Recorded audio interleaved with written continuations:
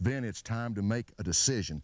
You got to decide whether or not you're going to hunt on the ground or whether or not you're going to hunt up in a tree stand.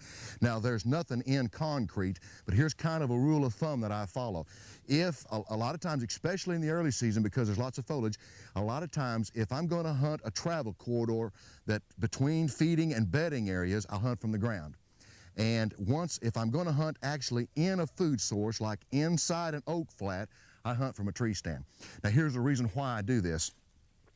Okay, when deer are moving from their bedding to the feeding area, they never really ever let their hair down or let their guard down or are not cautious, but they seem to be slightly less alert or cautious when they're moving to feed or when they're going to bed, because they're focused on getting into that acorn patch to eat. They're more focused, and they pay just a little bit of less attention to what's going on around about them. They're depending more on their nose, and as long as they don't wind you, they're going to be moving. They're going to be moving, so you're much more effective on the ground. You can be obviously effective from the tree stand too, but if you want to get on the ground, that's a good time to do it. Now once I locate, if I'm going to hunt inside an oak flat where there are acorns dropping, where I know the deer are coming, or if I'm right next to a bedding area, I like to get up in a tree stand.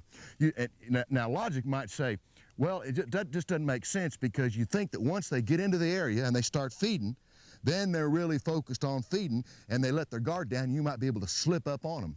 Buddy, there is nothing, that's not true.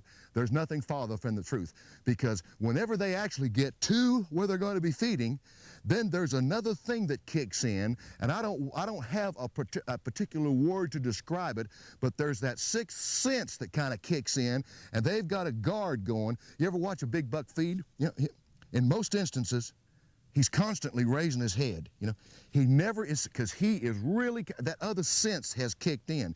He's gotten to his destination. He's going to be spending some time here feeding, and so now there's another guard that comes up, and it is impossible to slip up on one when they're feeding. Nothing is impossible, I guess, but it is very difficult.